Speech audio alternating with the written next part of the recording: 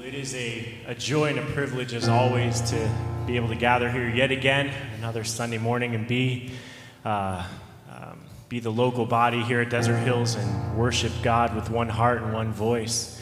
And you know, we need this. We need this gathering on a weekly basis, and especially as we see what transpires around us in our culture and in our nation. We need to be in and amongst each other, encouraging each other, sharpening one another, exhorting one another to continue the walk of faith. And, you know, we look around and we see that, especially in a month like this, where the world wants to devote and set aside an entire month to celebrating rebellion against the Lord, and setting up a very, very prideful precedent with that. And, you know, as we sing this first song, How Great Thou Art, we're reminded that there is nothing and no one like our God.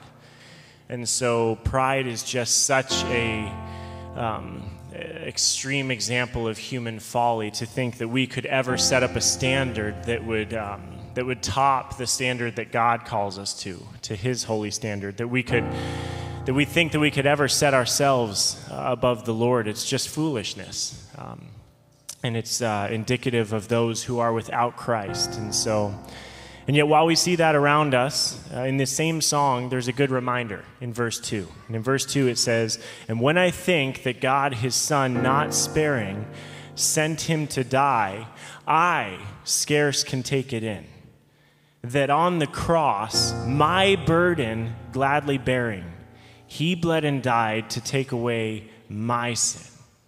And so I know that so often I can look at things that go on in our nation and in our culture, and it's easy sometimes to slip into a mindset where, where I think that, for some reason I'm so much better than those around me because I stick to some sort of a moral code or something, but that is not the heart of the gospel at all. And as it says in Colossians and Corinthians, such were some of us, right? In partaking in the same deeds of darkness, and we have all been there. Before the Lord saved us, it says that there is none who seek after the Lord on their own. There is none that do righteous acts in their own strength. It's all by His strength and by His saving grace that we have any hope whatsoever, and that we get to see the fruit of a changed life. It's because of His work in our life. And so may we humble ourselves this morning, and may we not forget that. Forget where we came from before the Lord changed our hearts with His free gift of grace and mercy. And so let us worship Him with our entire heart this morning, for He is great and He is merciful and worthy of our praise.